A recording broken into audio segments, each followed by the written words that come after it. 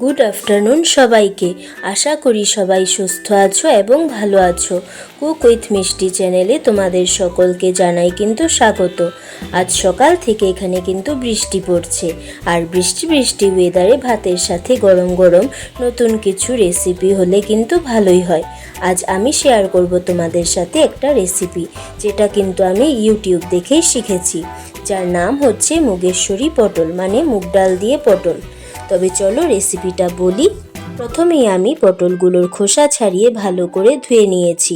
তারপর পটলটাকে নুন হলুদ দিয়ে মেখে আরেক সাইডে চুলাতে কিন্তু কড়াইটা গরম করে নিয়ে মুগ ডালটাকে হালকা লাল করে ভেজে নিয়েছি। তারপর ডালটাকে জলে কিছুক্ষণ ভিজিয়ে রেখেছি। তারপর সেই কড়াইতেই তেল দিয়ে নুন হলুদ দিয়ে মেখে রাখা পটলগুলোকে হালকা লাল করে ভেজে নিয়েছি। এবার পটলগুলো ভাজা হয়ে গেলে আমি সেই তেলেই কিন্তু দিয়েছি একটু গোটা গরম মশলা, তেজপাতা, শুকনো লঙ্কা, একটু জিরা আর থেতো করা আদা দিয়ে ভালো করে ভেজে দিয়ে দেব সেই মশলা বাটাগুলো, যেখানে আছে একটু জিরা বাটা, লঙ্কা বাটা, ধনে গুঁড়ো, হলুদ, লবণ আর একটু চিনি। এগুলো সব দিয়ে দিব। তারপর মশলাটা ভালো করে কষিয়ে নিয়ে ভিজিয়ে রাখা মুগ ডালটাও দিব।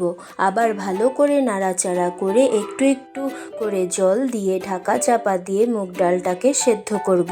তবে এমন করে সেদ্ধ করব যাতে মুগ ডাল বেশি গলে না যায়।